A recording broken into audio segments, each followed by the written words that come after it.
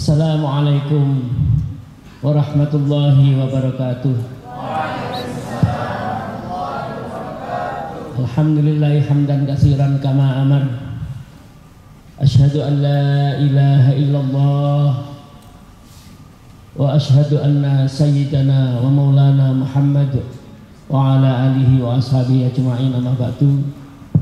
Yang kita hormati bersama, yang kita taati, Al-Mukarram Romo Kiai Haji Muhammad Ali Khalil, mudah-mudahan beliau sehat walafiat membersamai kita. Matur nuwun Kiai atas ridhonya, beserta Al-Mukarramah Ibunya Hajah Qurratul Ain. Yang saya hormati Bapak Wali Kota Balikpapan atau yang mewakili, dan Bapak Profesor Dr.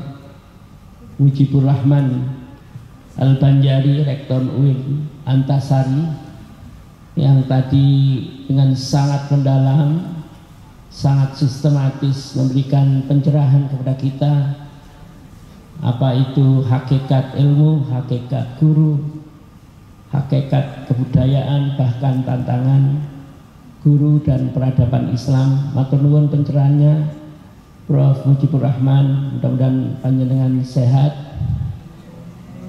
Yang saya hormati pula Bapak Ketua, Bapak Dr. Khairul Anam Sidek, yang memberikan kesempatan kami dan istri untuk hadir di sini. Matur nuwun, ini kehormatan bagi kami, Pak Khairul. Kami bangga, kami senang melihat perkembangan dari sekolah tinggi dan yayasan pendidikan ini. Mudah-mudahan Allah memberikan istiqomah dalam kebaikan dan lembaga ini menjadi lembaga kebanggaan di Balikpapan maupun di Indonesia. Dan saya yakin insya Allah ini akan lebih maju dan lebih maju lagi untuk kita semua. Ketua PCNO Balikpapan dan yang saya hormati orang tua wali, Bapak Ibu sedang mendapatkan keberkahan luar biasa karena anak-anak kita ada jenjang yang sangat baik secara spiritual, secara keilmuan, bahkan secara profesional. Mudah-mudahan ilmu mereka bermanfaat dan menghadirkan kebaikan untuk kita semua.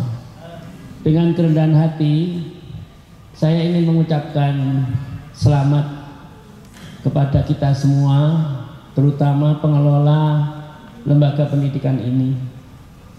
Karena saya tahu bagaimana Pak Khairul Anam berjuang untuk bisa memperbaiki sistem pendidikan di sini. Dan yang sangat saya bangga itu bagaimana menjalin silaturahmi antar pulau. Beliau dan teman-teman saya kenal tidak hanya 1-2 hari ini, tapi bertahun-tahun telah menyelesaikan studi doktoralnya dengan sangat baik dan membawa teman-teman, sahabat-sahabat untuk bisa, kalau hadisnya saya nggak hafal, tapi disarankan di antara kita ini untuk mencari kayu bakar. Mencari kayu bakar di tengah hutan ilmu, dan kemudian kayu bakar itu akan dibawa ke kampung, dihabarkan, dikembangkan, seperti dawuhnya atau ketua fatwa dari Profesor Dr. Kiai Haji Mujibur Rahman Al-Banjari tadi. Dan kelihatan hotel ini, ruangan ini tidak hanya lampunya yang kayak nurul ilmu, tapi kelihatan wajahnya juga penuh kecerahan, secerah masa depan adik-adik yang di wisuda insya Allah. Bapak Ibu sekalian yang saya hormati, ketika saya tanya apa yang harus saya sampaikan di majelis yang sangat baik ini, Pak Ketua, ini Kalau bahasa Jawanya tidak tember-tember, tidak main-main. Ngasih PR saya itu masa depan pendidikan di tengah kuatnya AI, artificial intelligence, yang tadi juga dijelaskan oleh Pak Rektor tadi, Ketua Kopertais 11. Di Jawa itu, di sebuah kota, saya berasal dari Malang, itu kampusnya lebih dari 37, termasuk yang negeri dan swasta dalam satu kota itu. Kami ini perguruan tinggi swasta yang ada program S1 sekitar 30 prodi, S2 yang saya pegang itu 11 prodi, S3 hanya 1 prodi, Prof. Yai, doakan nanti ada. Apa yang terjadi di sana sama kekhawatiran bahwa AI akan menggantikan dalam tanda petik sistem mudahnya kita untuk mendidik. Tapi semua juga mengatakan bahwa AI itu hanyalah sebuah tools, hanyalah sebuah alat, dan kita nggak boleh surrender, menyerah dengan AI. Gunakan AI itu, gunakan HP itu, gunakan alat komunikasi itu untuk mencari sebesar-besarnya, sebanyak-banyaknya ilmu pengetahuan, skill, dan alat untuk networking, alat untuk berjejaring, alat untuk bersilaturahmi. Kalau adik-adik nanti, bayangan saya akan menjadi 4 tokoh, 4 wilayah. 1, tidak hanya sekedar guru, boleh jadi akan membuat sekolah tinggi dan bahkan universitas. Sekurang-kurangnya menjadi bagian penting dari sebuah pengembangan universitas. Kalau itu wilayah nanti yang dimasuki, maka tentu tadi dikatakan penguatan diri terhadap khasanah keilmuan. Kalau semakin tinggi itu, orang itu semakin sempit yang dibahas, tapi mendalam. Tapi kalau masih S1 itu semua kayaknya bisa, tapi belum mendalam. Kalau di Jawa namanya MSI, meh sembarang iso, hampir semua bisa. Biasanya kalau orang hampir semua bisa, itu orang biasa. Kalau S2 itu sudah membanding-bandingkan, sudah mengkomparasi. Oh, ternyata menurut Dr. Khairul Anam Sidek, pendidikan itu unsurnya ada 8, tapi yang paling penting 3. Tapi menurut Kiai itu malah yang penting itu niat dan doa gitu. Atau menurut pandangan yang lain, yang paling penting itu ikhtiar, usaha setiap menit, setiap hari, setiap minggu, setiap bulan, setiap tahun. Karena suksesnya 1 tahun itu ditentukan oleh bulanannya, suksesnya bulanannya ditentukan mingguannya, suksesnya mingguan itu ditentukan oleh harian dan jam. Kalau di McKinsey, penelitian McKinsey, salah satu institusi penelitian yang paling top di dunia, itu mengatakan bahwa daily routine kerjamu sehari-hari, mulai qabla subuh atau qiyamul lail, kemudian qabla subuh, kemudian subuh itu sendiri, ba'da subuh, duha, kemudian dari duha zuhur, zuhur sampai asar, asar sampai maghrib, maghrib sampai isya, Isya sampai qiyamul lail lagi, sholat lagi, berdoa lagi, itu menentukan mingguan. Jadi kalau dalam ilmu Al-Quran di Malang itu ada lembaganya Al-Maghfurlah Kiai Haji Basori Alwi, PIK namanya, pesantren ilmu Al-Quran yang sangat masyhur. Itu juga menghafal Al-Quran itu katanya gampang, asalkan setiap hari minimal 2 halaman hafal. Kalau 2 halaman hafal tidak perlu 3 tahun menghafal itu, ya tak? Kemudian berapa halamannya itu bisa dihitung. Apalagi kalau setiap hari, setiap malam itu 5 sampai 10 halaman. Jadi suksesnya hafal Al-Quran yang 30 juz itu ditentukan oleh berapa lembar yang bisa diselesaikan dalam setiap hari. Bapak Ibu sekalian yang saya hormati, berkaitan dengan pendidikan, pengalaman kami menyelenggarakan pendidikan pasca sarjana Unisma itu tidak sepanjang pengalaman Pak Rektor tentu. Yang pertama, pendidikan itu ya kurikulumnya, di semua level ya kurikulumnya. Asalkan kurikulum itu bisa dikemukakan dengan baik, awal, tengah dilaksanakan sampai dievaluasi akhir, dia pasti mendapatkan poin tertentu. Dan kurikulum sekarang, baik guru, ilmu pengetahuan alam, bahasa, itu yang kami pahami adalah applied curriculum. Jangan terlalu teoritis, walaupun membaca itu adalah wajib. Tadi dikatakan kejayaan Islam itu karena saya membawa 10 buku. Judul pertama yang sekarang lagi hot itu adalah Konflik, Perdamaian dan Resolusi Konflik.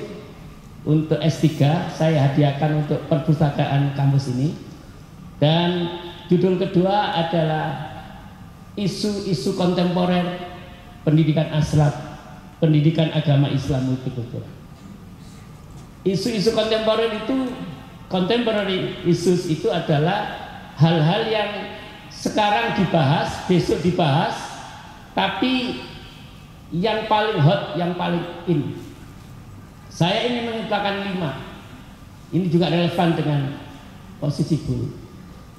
Yang pertama, jangan hanya mempelajari Islam itu hanya fikihnya saja, atau hanya sejarahnya saja. Kontekstual isu yang paling top sekarang itu di mana sih, sampai seberapa jauh relevansi pendidikan agama Islam mengubah dunia. Kita ini follower apa produser? Ini masalah. Umat Islam ini reader atau writer? Kita ini follower itu penderek ya, pengikut. Apakah yang diikuti? Ini metodologi yang penting. Makanya saya hormat Pak Profesor Dr. Kiai Haji Mujibur Rahman Al-Banjari, itu sekolahnya seperti hadis itu. Di Kanada S2, di Utrecht kalau nggak salah S3.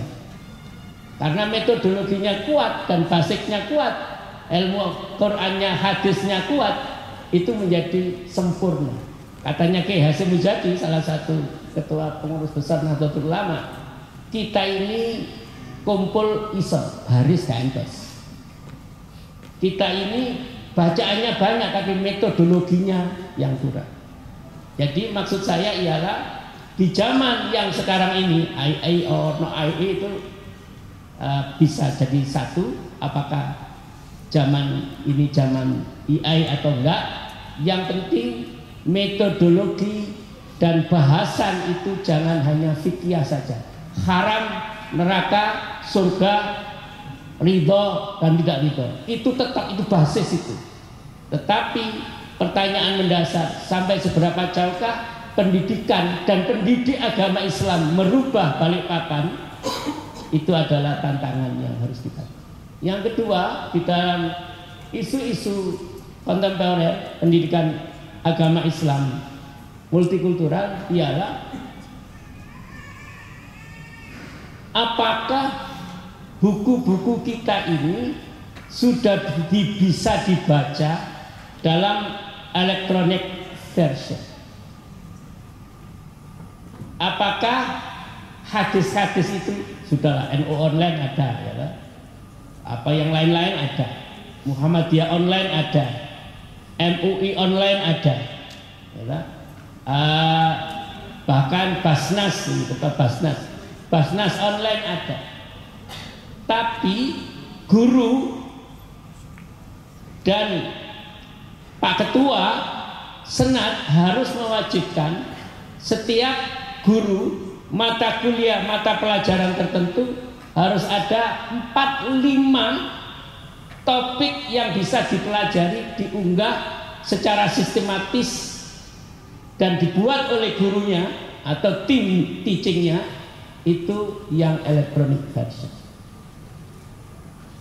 Kalau ini bisa, maka sangat mudah kita untuk mempelajari mata pelajaran.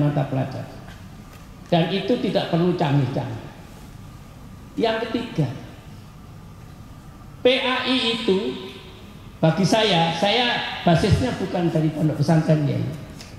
Saya ini SD, SMP, SMA. Tidak pernah mondok lama, ya mondok keluar masuk itu aja. Atau lingkungannya pondok aja. Sama S1-nya, S2-nya juga umum, S3-nya juga di negeri orang, sama dengan Prof. Mujibur. Tapi saya melihat memang pertanyaan yang ketiga itu, apakah pendidikan Islam itu sudah bicarakan secara sistematis maqasidus syariah atau enggak, tentang HAM, tentang hal-hal yang berkaitan dengan demokrasi, tentang ekonomi, tentang semuanya ini. Jangan-jangan kita ini belajar untuk hanya dibaca, dihafal. Ini problem sangat-sangat berat bagi kita, terutama di tingkat pasca sarjana. Dan saya yang ingin juga mengajak sama Prof. izin di sini untuk mengajak yang S2 dan S3 sama dengan Pak Ketua. Ini ada Pak Kusnan, ada Pak Karno yang lulusan tempat kami. Saya doakan mereka menjadi super tim di sini. Tim yang super yang bisa membuat perubahan. Yang terakhir, saya ingin juga menyampaikan kepada kita semua bahwa kalau kuliahnya di sini semua itu baik, karena cepat, gampang, tidak rekoso. Tidak rekoso itu apa ya kalau bahasa? Tidak susah, masih satu keluarga sama ibu bapaknya dan lain sebagainya.